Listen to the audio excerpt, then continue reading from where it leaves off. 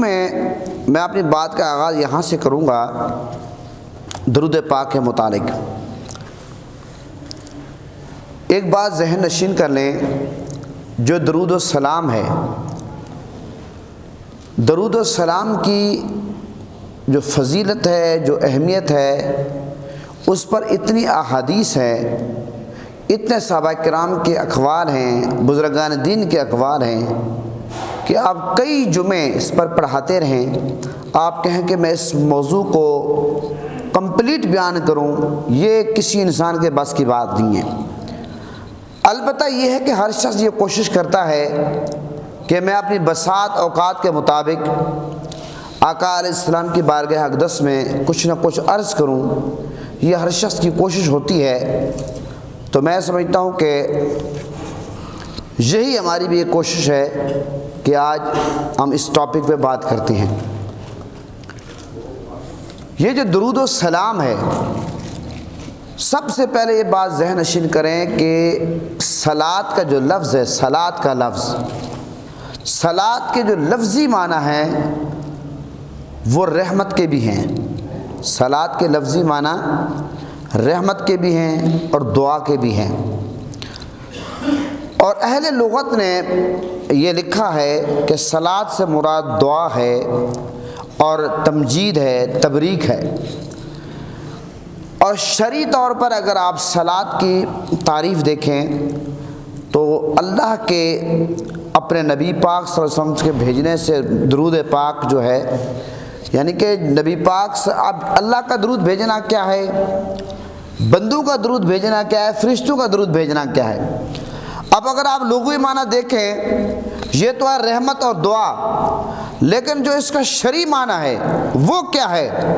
وہ یہ ہے کہ اللہ کے اپنے نبی پاک صلی اللہ علیہ وسلم پر بھیجنے سے، درود بھیجنے سے مراد یہ ہے رحمت کرنا ہے۔ جب اللہ اپنے محبوب پر درود بھیجتا ہے، اس سے مراد کیا ہے کہ اللہ اپنے محبوب پر رحمت کر رہا ہے۔ اور بندوں کے صلاۃ درود بھیجنے سے کیا مراد ہے؟ اللہ کے درود بھیجنے سے مراد یہ ہے کہ اللہ اپنے محبوب پر رحمت کر رہا ہے، رحمت کا نزول کر رہا ہے۔ اور جب بندے آقا علیہ السلام پر، اہل ایمان جب آقا علیہ السلام کے ذات اقدس پر درود السلام کا نذرانہ پیش کرتے ہیں، اس سے مراد کیا ہے؟ اس سے مراد دعا ہے۔ اور یہاں تک کہ فرشتوں کے متعلق بھی یہ آتا ہے کہ فرشتے جب آقا علیہ السلام کی ذات اقدس پر درود السلام پیش کرتے ہیں، اس سے مراد بھی دعا ہے۔ مختلف اس حوالے سے اور معنی ہیں۔ ایک بات ذہن نشین کر لیں، جتنے بھی فرشتے ہیں وہ آقا علیہ السلام کے ذات اقدس پر درود السلام پیش کرتی ہیں۔ ان اللہ و ملائکتہ، اب یہ ملائکہ جو ہے یہ جمع ہے، جتنے بھی فرشتے ہیں۔ ویسے اگر آپ دیکھیں، جن فرشتوں کی ڈیوٹی بارش برسانا ہے وہ کوئی اور کام نہیں کرتے، وہ صرف ان کی یہ ڈیوٹی ہے۔ جو فرشتے ہوا پہ معمور ہیں، جو بارش برسانے پہ معمور ہیں، کچھ فرشتے ایسے ہیں کہ وہ قیام میں ہیں، کچھ فرشتے ایسے ہیں رکوع میں ہیں۔ یہ بات یاد رکھیں، ہر جتنے بھی جن فرشتوں کے جو ڈیوٹی اللہ نے لگائی ہے وہ اپنی اس ڈیوٹی میں مصروف ہیں۔ لیکن درود و سلام ایک ایسا وظیفہ ہے کہ جو فرشتہ جس ڈیوٹی میں مصروف ہے وہ آقا علیہ السلام کے ذات اقدس پر درود السلام پیش کرتا ہے۔ کیونکہ اللہ نے قرآن میں فرمایا کہ بے شک اللہ تعالیٰ اور اس کے فرشتے، ملائکہ درود پیش کرتے ہیں، اور ایمان والوں کو اللہ نے درود السلام کا حکم دیا۔ یہ بات یاد رکھیں کہ درود السلام کا حکم اللہ نے منافقین کو نہیں دیا، مشرکین کو نہیں دیا، اللہ نے کافروں کو نہیں دیا۔ درود السلام کا حکم اللہ نے صرف اور صرف کس کو دیا ہے؟ اہل ایمان کو دیا ہے۔ ایک یہ بات۔ دوسری بات جو خاص توجہ طلب ہے کہ اللہ تعالیٰ نے ہمیں درود السلام کا حکم دیا ہے۔ یہ درود السلام جو ہے اللہ اور بندے اور ملائکہ کے درمیان مشترک ایک عمل ہے، مشترک عمل ہے۔ ویسے اگر آپ دیکھیں، اللہ نے ہمیں نماز کا حکم دیا ہے، اللہ خود تو نماز نہیں پڑھتا ہے۔ اللہ نے ہمیں زکوٰۃ کا حکم دیا، اللہ خود تو زکوٰۃ ادا نہیں کرتا۔ اللہ نے ہمیں حج کا دیا ہے، دیگر نیک اعمال کا اللہ نے حکم دیا ہے، لیکن اللہ نے کہیں یہ نہیں فرمایا کہ یہ کام میں بھی کرتا ہوں، میرے فرشتے بھی کرتے ہیں، نہیں۔ یہ وحد ایک درود پاک ایک ایسا عمل ہے کہ اللہ نے فرمایا کہ میں خود بھی درود اپنے محبوب پر بھیجتا ہوں، میرے جو ملائکہ اللہ نے ان کو بھی حکم دیا ہے، اور جو اہل ایمان اللہ نے ان کو بھی حکم دیا ہے۔ اچھا پھر آپ ایک اور بات دیکھیں کہ نماز ہے، روزہ ہے، حج ہے، زکوٰۃ ہے، ان کی ٹائمنگ مقرر ہے کہ فلاں ٹائم ظہر کی نماز اگر آپ عصر کے ٹائم پڑھیں گے تو وہ ادا نہیں ہوگی، قضا کہلائے گی۔ قضا پڑھیں گے تو ہوگی، ادا نہیں ہوگی۔ مغرب کی نماز اگر آپ عشاء کے ٹائم پڑھیں گے وہ ادا نہیں کہلائے گی۔ لیکن درود السلام ایک ایسا وظیفہ ہے کہ آپ کسی بھی ٹائم، کسی بھی گھڑی، کسی بھی لمحے اگر آپ آقا علیہ السلام کے ذات اقدس پر درود السلام پیش کرتے ہیں، اللہ کی بارگاہ میں مقبول ہو جاتا ہے، میرے آقا کی بارگاہ میں قبول ہو جاتا ہے۔ اچھا ایک اور بات، درود السلام ایک ایسا وظیفہ ہے، کوئی بندہ کتنا ہی بڑا گناہگار کیوں نہ ہو، یہاں تک علماء کہتے ہیں اگر کوئی بندہ اس نقطہ نظر کے تحت درود پڑھتا ہے، تسبیح رکھی ہوئی ہاتھ میں، یا انگلیوں پہ پڑھتا ہے، یا زبان اس کو ہونٹ ہل رہے ہیں، اگر اللہ معاف کرے وہ اس نقطہ نظر سے پڑھتا ہے، ریاکاری کی نیت سے پڑھ رہا ہے، تب بھی اللہ اس کا درود قبول کرتا ہے، اس لیے کہ اللہ کے محبوب کا ذکر ہے۔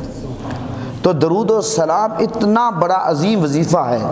آپ کو پتہ ہے کہ درود و سلام جو ہے یہ درود و سلام جہاں صلات کے معنی ہی رحمت کے ہیں، صلات کے معنی ہی دعا کے ہیں، اور پھر اللہ کا نبی پر درود بھیجنا یہ اللہ کا اپنے محبوب پر رحمتوں کا نزول کرنا ہے، اور فرشتوں کا آقا علیہ السلام پر درود و سلام پیش کرنا، اور اہل ایمان کا میرے آقا کی بارگاہ میں صلاۃ و سلام کے نذرانے پیش کرنا، یہ دعا ہے، یہ دعا ہے۔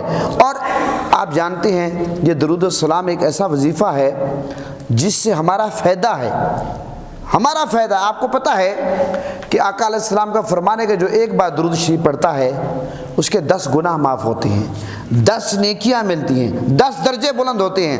حدیث میں آتا ہے ایک دفعہ ایسا ہوا کہ میرے آقا حضور نبی کریم صلی اللہ علیہ وسلم نے لمبا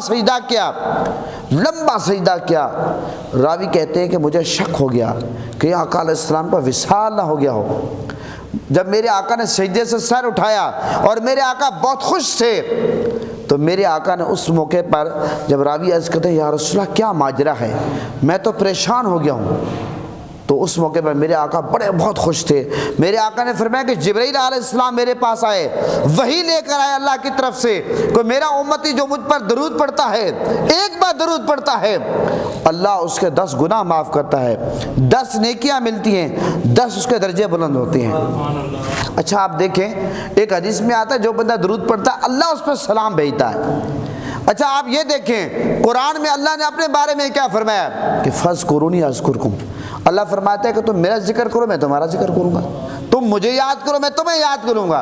اچھا جب آپ اللہ کو یاد کرتے ہیں، اللہ نے یہ فرمایا کہ تم مجھے یاد کرو میں تمہیں یاد کروں گا، لیکن جو اللہ کے محبوب کو یاد کرے اللہ تعالیٰ صرف اس کو یہ نہیں کہ ایک یاد کرنے سے ایک دفعہ یاد کرے گا، اللہ تعالیٰ فرماتا 10 رحمتیں بھیجوں گا، 10 گناہ معاف کروں گا، 10 درجے بلند کروں گا۔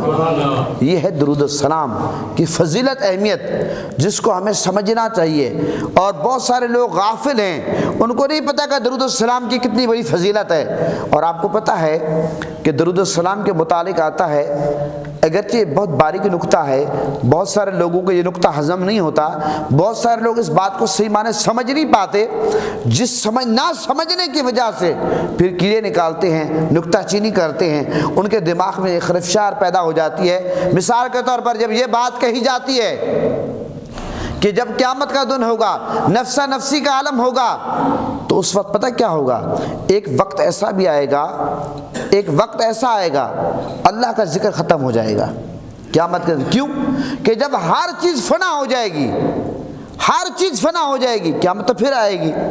مجھے آپ یہ بتائیں کہ اللہ کی ذات نے فنا ہونا ہے؟ نہیں ہونا۔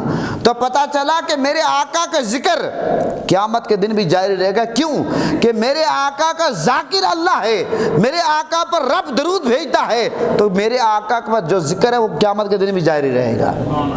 اب یہ کوئی اتنا بڑا مسئلہ نہیں ہے، یہ کوئی مشکل بات نہیں ہے، یہ کوئی ایسی بات نہیں ہے کوئی نہ سمجھنے والی ہو، لیکن اگر کوئی نہ سمجھنا چاہے پھر وہ اس کو الٹ لے لیتا ہے۔ دیکھیں آپ نے یہ بات کر دی کہ اللہ کا ذکر ختم ہو جائے گا، نبی کا ذکر ختم نہیں ہوگا۔ بھئی ہم اس نقطہ نظر کے تحت کہتے ہیں کہ جب قیامت کے دن ساری مخلوق ختم ہو جائے گی، اللہ کا ذکر تو چرند پرند مخلوق کرتی ہے، مخلوق ختم ہو جائے گی تو اللہ کا ذکر کون کرے گا؟ لیکن نبی پاک کا ذکر ختم نہیں ہوگا، اس لیے کہ اللہ نبی کا ذاکر ہے۔ وَرَفَعْنَا عَلَىٰ کا ذکر ہے، اے محبوب ہم نے آپ کا ذکر آپ کی خاطر بلند کیا۔ اور پھر یہ درود و سلام، جب اللہ اپنے محبوب پر درود و سلام پیش کرتا ہے تو درود و سلام کا سلسلہ بند نہیں ہوگا۔ تو حضور نبی کریم صلی اللہ علیہ وسلم سے تعلق مضبوط کرنے کا جو بہترین طریقہ ہے، جو بہترین وظیفہ ہے، ایک بات ذہن نشین کرنا، وہ درود و سلام ہے، وہ درود و سلام ہے۔ اور قرب مصطفیٰ پانے کا آقا علیہ السلام کا کیا فرمان ہے کہ قیامت کے دن میرا سب سے زیادہ قریب وہ ہوگا جو مجھ پر کثرت سے درود و سلام پیش کرتا ہے، کثرت سے درود و سلام پیش کرتا ہے۔ تو قرب مصطفیٰ پانے کے لیے اب مجھے آپ یہ بتائیں، دنیا میں اگر آپ کو کسی ایس ایچ او کا قرب مل جائے، ڈی ایس پی کا قرب مل جائے، ڈی آئی جی کا قرب مل جائے، M N A M P A کا قرب مل جائے، آپ کو پیر و مرشد کا قرب مل جائے، آپ کتنا کچھ کرتے ہیں خوش کرنے کے لیے۔ دنیا میں جتنے بھی معاملات ہیں، جتنے بھی منازل ہیں، آپ یہ کوشش کرتے ہیں کہ میں یہ طے کروں کسی نہ کسی طریقے سے مجھے قرب مل جائے۔ ایسا ہے یا نہیں ہے؟ اچھا دنیا تو عارضی ہے، یہ تو چند مہینوں چند سالوں وہ یہی دنیا ہے، آخر اس دنیا کو چھوڑ دینا ہے، ایک سیکنڈ کا اعتبار نہیں ہے۔ ایسا ہے یا نہیں ہے؟ کسی بھی ٹائم موت آ سکتی ہے، لیکن قیامت کے دن تو بڑا مشکل ہوگا۔ جو قیامت کی مشکلات ہیں اس کے آگے تو دنیا کی مشکل کچھ بھی نہیں ہے، ایسا ہے یا نہیں ہے؟ لیکن قیامت کے دن جب نفسا نفسی کا عالم ہو، باپ بیٹے کو نہیں پہچانے، بیٹا باپ کو نہیں پہچانے، اس وقت قرب مصطفیٰ کس کو نصیب ہوگا؟ جو میرے آقا پر کثرت سے درود و سلام پیش کرتا ہے، جو میرے آقا پر کثرت سے درود و سلام پیش کرتا ہے، اس کو قرب مصطفیٰ نصیب ہوگا۔ لہٰذا ہم سب کو چاہیے کہ درود و سلام کا جو وظیفہ ہے اس کو ہم مزید بڑھائیں۔ اگر ہم کم درود پڑھتے تو زیادہ کریں، اور اگر اللہ معاف کرے نہیں پڑھتے تو ہمیں کثرت سے پڑھنا چاہیے۔ آپ کو پتہ ہے کہ آقا علیہ السلام نے ممبر شریف پر قدم رکھا، پہلی سیڑھی پر، میرے آقا نے فرمایا آمین، پھر میرے آقا نے دوسری سیڑھی پہ قدم رکھا، میرے آقا نے فرمایا آمین، پھر میرے آقا نے تیسری سیڑھی پہ قدم رکھا، میرے آقا نے فرمایا آمین۔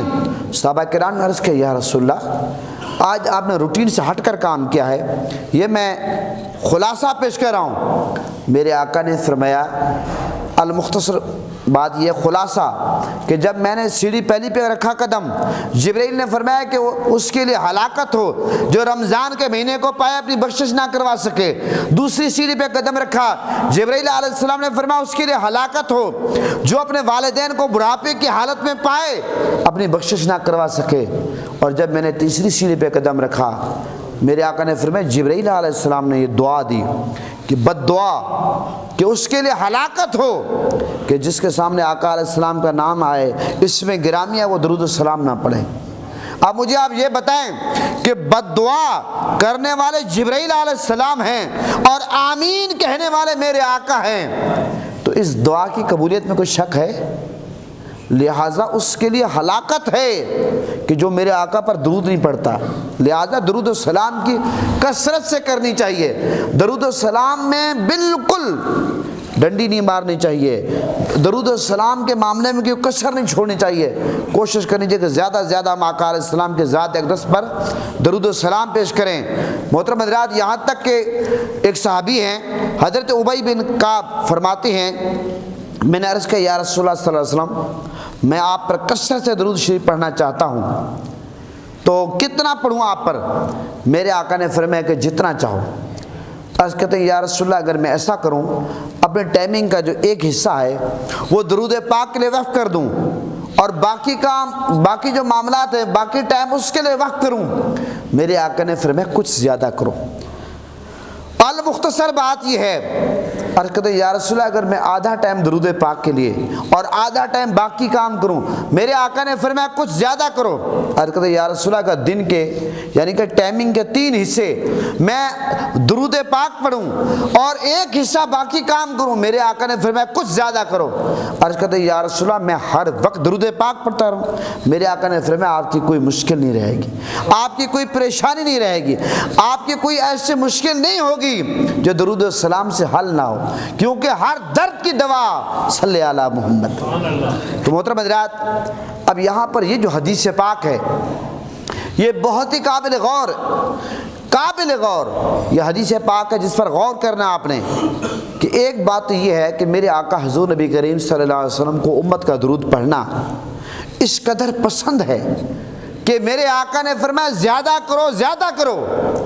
اب اس پر ایک سوال بھی پیدا ہوتا ہے کہ بظاہر بلا تشبیہ و بلا مثال اگر آپ کو کوئی بندہ کوئی چیز دینے لگے، آپ کہیں کہ زیادہ کرو، وہ بندہ اچھا نہیں سمجھتا، وہ کہتا ہے کہ جتنی میری مرضی تھی میں نے دے دیا، کہ مجھ سے زیادہ ڈیمانڈ کیوں بار بار کی جا رہی ہے؟ ایسا ہے یا نہیں ہے؟ لیکن وہ جو بندہ ڈیمانڈ کرے گا اس کی لالچ ہوگی۔ سوال یہ پیدا ہوتا ہے معاذ اللہ، کیا آقا علیہ السلام ہمارے درود کے محتاج ہیں؟ نہیں، درود پاک کے میرے آقا ہمارے درود کے محتاج نہیں ہیں۔ درود پاک میں کیونکہ امت کا فائدہ ہے اور میرے آقا امت کا بھلا چاہتے ہیں، امت کا فائدہ چاہتے ہیں، کیونکہ درود میں امت کی بخشش ہے اور درجات بلندی کا ذریعہ ہے، قبولیت درود پاک کا ذریعہ ہوتی ہے۔ اس لیے میرے آقا چاہتے ہیں کہ میرا امتی مجھ پر زیادہ درود و سلام پڑھے تاکہ اس کا زیادہ فائدہ ہو۔ لیکن یہ بات ایک اور بات اس حدیث پاک سے کہ میرے آقا جب صحابی نے کہا یا رسول اللہ میں ہر وقت درود و سلام پڑھوں، میرے آقا نے فرمایا کوئی آپ کی مشکل نہیں رہے گی۔ اب کوئی یہ نہ سمجھے کہ صحابی نے نماز نہیں پڑھنی یا روزے نہیں رکھنے یا باقی جو فرائض ہیں، فرائض کے بعد کی بات ہو رہی ہے، یہ بات یاد رکھیں، فرائض کے بعد جو وقت بچتا ہے وہ اس صحابی نے کہا یا رسول اللہ میں ہر وقت آپ پہ درود و سلام پڑھتا رہوں، میرے آقا نے فرمایا آپ کی کوئی مشکل نہیں رہے گی۔ یہ درود پاک پڑھنا میرے آقا کو اس قدر پسند آ گیا، اتنا پسند آ گیا۔ ایک بات یاد رکھیں، درود السلام جو ہے قیامت کے دن آپ کو پتہ ہے نفسا نفسی کا عالم ہوگا۔ حدیث میں آتا ہے کہ ایک بندے کو فرشتے جہنم میں لے کے جا رہے ہوں گے، حضرت آدم علیہ السلام میرے آقا کو آواز دیں گے اے محمد صلی اللہ علیہ وسلم آپ کے امتی کو فرشتے جہنم میں لے کے جا رہے ہیں۔ تو اس وقت میرے آقا ظاہر پریشان ہوں گے، میرے آقا امت سے محبت کرتے ہیں، تو اس وقت کیا ہوگا؟ میرے آقا فرشتوں کو کہیں گے رکو، جب فرشتے رک جائیں گے المختصر بات یہ ہے حساب کتاب ہوگا۔ جب حساب کتاب ہوگا وہ جو نیکیوں والا پلڑا ہوگا میرے آقا ایک کاغذ کا ٹکڑا نکالیں گے، نیکیوں والے پلڑے میں ڈال دیں گے، نیکیوں والے پلڑے میں ڈال دیں گے۔ اب پہلے کیا تھا؟ نیکیاں کم تھی، گناہ زیادہ تھے، جس کی وجہ سے وہ بندے کو فرشتے جہنم میں لے کے جا رہے تھے، وہ جہنم کا مستحق ہوا تھا۔ لیکن اب نیکیوں کا پلڑا بھاری ہو گیا، اب فرشتے اس کو جنت کی طرف لے کے جائیں گے۔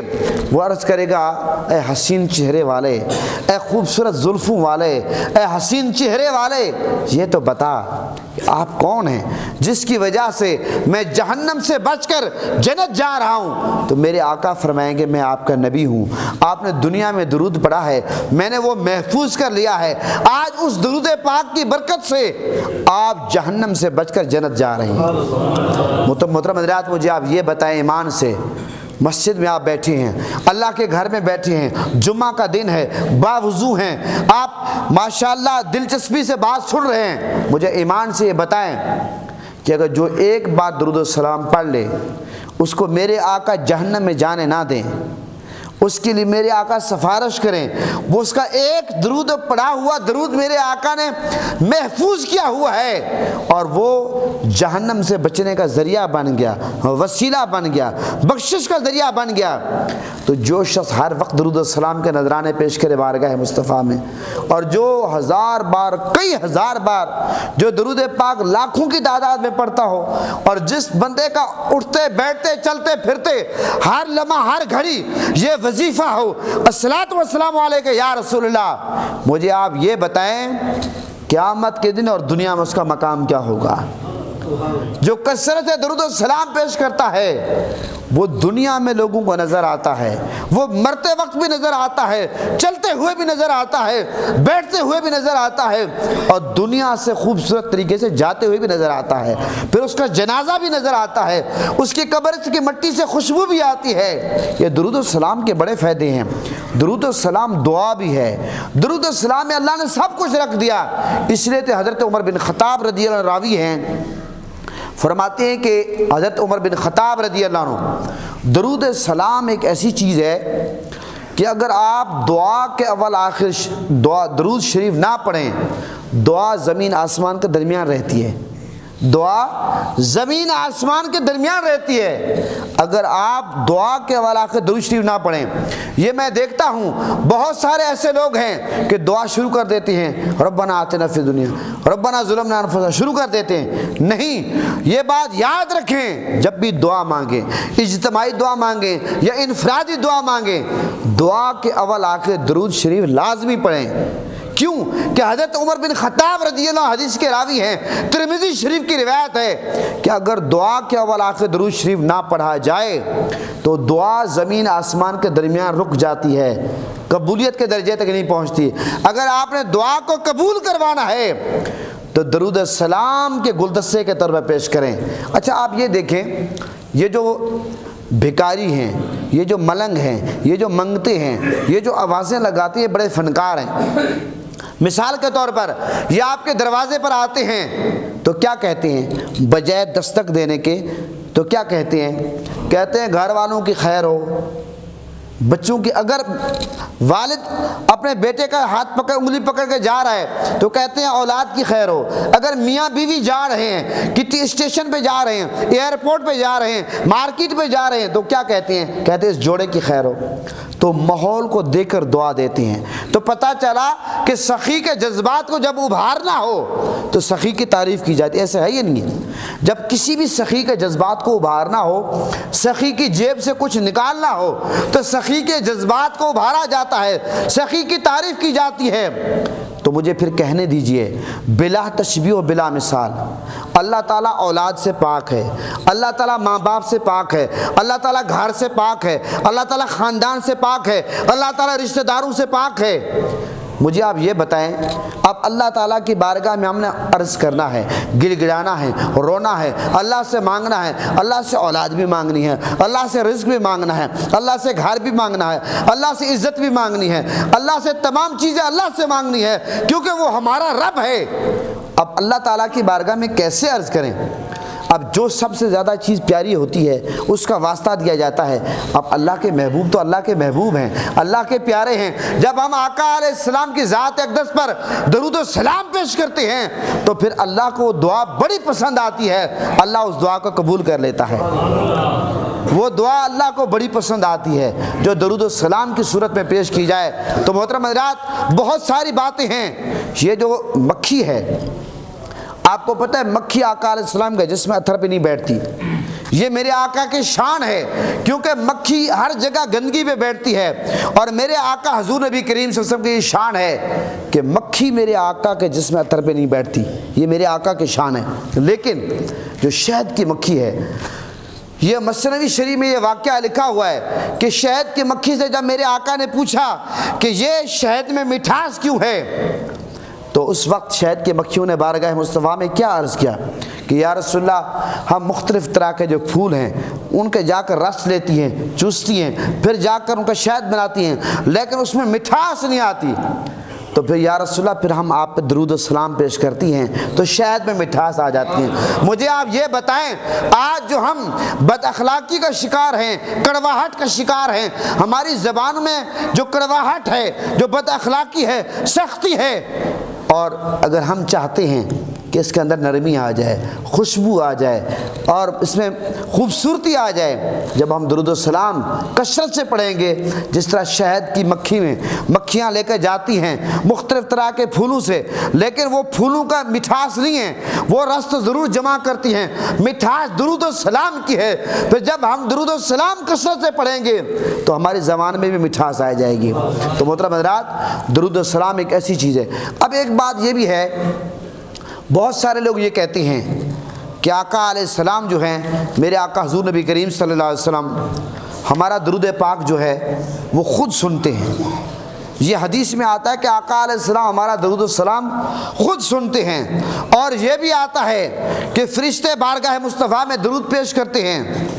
یہ بات یاد رکھیں، آقا علیہ السلام کا یہ فرمان ہے، میرے آقا کا فرمان ہے، جب کوئی آدمی درود پیش کرتا ہے، اللہ تعالیٰ میری روح کو اس کی طرف متوجہ کرتا ہے، میری روح کو اس کی طرف متوجہ کرتا ہے، حتیٰ کہ میرے آقا نے فرمایا میں اس کا جواب دیتا ہوں۔ میرے آقا نے فرمایا میں اس کا جواب دیتا ہوں۔ اور اسی طرح ایک روایت میں آتا ہے، میرے آقا نے فرمایا جو آدمی مجھ پر درود پڑھتا ہے وہ جہاں بھی کہیں ہو اس کی آواز مجھ تک پہنچتی ہے۔ ایک صحابی نے عرض کہا، یا رسول اللہ اب تو آپ ہمارا درود السلام سنتے ہیں، جب آپ دنیا سے پردہ فرما جائیں گے تو پھر آپ ہمارا درود کیسے سنیں گے؟ میرے آقا نے اس صحابی کو جواب کیا دیا؟ میرے آقا نے فرمایا کہ اللہ نے زمین پر حرام کر دیا کہ وہ انبیاء کے جسموں کو کھائے، انبیاء کے جسموں کو مٹی نہیں کھاتی، لہٰذا انبیاء قبر میں ہوں یا بظاہر قبر سے بہر دنیا میں ہوں، جہاں بھی ہوں میرے آقا درود و سلام سنتے ہیں۔ اب جہاں تک یہ بات ہے کہ فرشتے بارگاہ مصطفیٰ میں درود و سلام پیش کرتے ہیں، اس میں بھی کوئی شک نہیں ہے۔ فرشتے میرے آقا کے نوکر ہیں، فرشتے میرے آقا کے خادم ہیں، فرشتوں کا جو لیڈر ہیں، فرشتوں کا جو سربراہ ہیں وہ کون ہیں؟ وہ حضرت جبرائیل علیہ السلام ہیں۔ حضرت جبرائیل علیہ السلام تو وہ ہیں جو میرے آقا کی سواری براق کی لگام پکڑنے والے ہیں، رکاب پکڑنے والے ہیں۔ تو مجھے آپ یہ بتائیں، جب فرشتوں کے سردار میرے آقا کے خادم ہیں تو باقی فرشتوں کا پھر کیا حال ہے؟ لہذا فرشتوں کا کام ہے نوکری کرنا۔ اگر میرے آقا کی بارگاہ میں فرشتے درود السلام پیش کرتے ہیں، اس کا مطلب کوئی یہ نہ سمجھے کہ میرے آقا نہیں سنتے، میرے آقا سنتے ہیں۔ اگر بالفرض میں کسی کو کہہ دوں کہ پانی کا گلاس بھر کے لے آؤ، مجھے آپ یہ بتائیں کیا میں معذور ہوں؟ میں بھی بھر سکتا ہوں۔ لہٰذا اگر میں کسی کو کہتا ہوں کہ بھر کے لے آتا ہے، اس کا مطلب یہ نہیں کہ میں پانی خود نہیں اٹھا سکتا، گلاس پانی بھر نہیں سکتا۔ محترم حضرات، بلا تشبیہ و بلا مثال میرے آقا درود السلام سنتے ہیں۔ یہ جو فرشتے ہیں یہ میرے آقا کے خادم ہیں، نوکر ہیں، بارگاہ مصطفیٰ میں اپنی حاضری پیش کرتے ہیں۔ فرشتے تو ترستے ہیں بارگاہ مصطفیٰ میں حاضری کے لیے، اور تمام فرشتے، یہ جو ملائکہ ہے، یہ لفظ ان اللہ ملائکتہ یہ تو جمع ہے، اور تمام فرشتے بارگاہ مصطفیٰ میں صلاۃ و سلام پیش کرتے ہیں۔ تو محترم حضرات، ہم سب کو چاہیے کہ آقا علیہ السلام کی بارگاہ اقدس میں کثرت سے درود و سلام پیش کریں۔ یہ بات یاد رکھیں، اگر آپ چاہتے ہیں کہ آقا علیہ السلام سے آپ کا تعلق مضبوط ہو، مضبوط سے مضبوط تر ہو، آپ کیا کریں؟ کثرت سے درود و سلام پیش کریں، کثرت سے۔ یہ حج ہو یا عمرہ ہو، یہ جو اللہ کے حبیب کی بارگاہ کی حاضری ہے، یہ روزہ رسول کی حاضری ہے، یہ میں آپ کو حلفیہ طور پہ کہہ سکتا ہوں۔ بظاہر یہ لوگ یہ سمجھتے ہیں کہ پیسے کا معاملہ ہے، یہ پیسے کا معاملہ نہیں ہے، یہ دل کی طرف کا معاملہ ہے۔ یہ جب آپ محبت سے عشق میں ڈوب کر میرے آقا کی بارگاہ میں حضور کی آل پر، حضور کے اصحاب پر آپ درود السلام کا نذرانہ پیش کریں گے، آپ یقین کریں ایسے اسباب بنیں گے کہ آپ خود حیران ہوں گے کہ میرے پاس یہ پیسے کہاں سے آ گئے، میں جہاز میں بیٹھ کر حضور کی بارگاہ میں کیسے جا رہا ہوں۔ لہٰذا یہ جو حاضری کی طرف ہے یہ رکھنی چاہیے، حاضری کی طرف رکھیں گے اور درود و سلام پیش کریں گے، میں یہ سمجھتا ہوں تمام معاملات آسان ہو جائیں گے۔ لہٰذا درود و سلام کی کثرت کرنی چاہیے۔ درود و سلام میں بالکل یہ بات یاد رکھیں، جو شخص درود پاک میں جو ہے ڈنڈی مارتا ہے، درود السلام کم پہ پڑھتا ہے یا پڑھتا ہی نہیں ہے، اس سے بڑا بد نصیب، بد قسمت شخص کوئی نہیں ہے۔ خوش نصیب وہ ہے جو میرے آقا پر درود پڑھتا ہے۔ اور درود السلام جہاں پر اللہ کا وظیفہ ہے، جہاں پر فرشتوں کا وظیفہ ہے، جہاں پر درود السلام پڑھنے کا اللہ نے اہل ایمان کو حکم دیا، یہ بات یاد رکھیں، پتھر بھی آقا علیہ السلام پر درود السلام پیش کرتے ہیں۔ میرے آقا نے فرمایا اس پتھر کو میں جانتا ہوں جو مجھ پر سلام پیش کرتا ہے۔ جانور اونٹ جب میرے آقا کی بارگاہ میں آتے تھے، آ کر حضور کو سجدہ کرتے تھے، سلام پیش کرتے تھے۔ جب درختوں کو میرے آقا بلاتے تھے، درخت آ کر میرے آقا کی بارگاہ میں سلام پیش کرتے تھے۔ کنکریاں میرے آقا کے ہاتھ میں جب ہوتی تھی درود السلام پیش کرتی تھی۔ لہذا جب درخت اور چرند پرند ہر چیز میرے آقا پر، جمادات، حیوانات، نباتات میرے آقا پر درود السلام پیش کریں، اور ایک ہم انسان، پھر ہم صرف انسان نہیں ہیں، ہم حضور کی امتی ہیں، ہم اہل ایمان ہیں، تو ہمیں درود و سلام کی کثرت کرنی چاہیے، اور یقیناً درود و سلام کی برکت سے اللہ تعالی ہم سب پر کرم فرمائے گا، رحم فرمائے گا، بہت ساری ہماری مشکلات ٹل جائے گی، یقین کریں غم خوشی میں بدل جائیں گے، تنگ دستی الحمدللہ خوشحالی میں بدل جائے گی، ہمارے بہت سارے معاملات آسان ہو جائیں گے۔ تو آج درود السلام کے حوالے سے میں نے چاہا کہ میں بات کروں، بہت ساری روایت اس وقت میرے سامنے ہیں لیکن وقت کے دامن میں گنجائش نہیں ہے، اسی پہ اتفاق کرتا ہوں۔ پاکستان کا مطلب کیا؟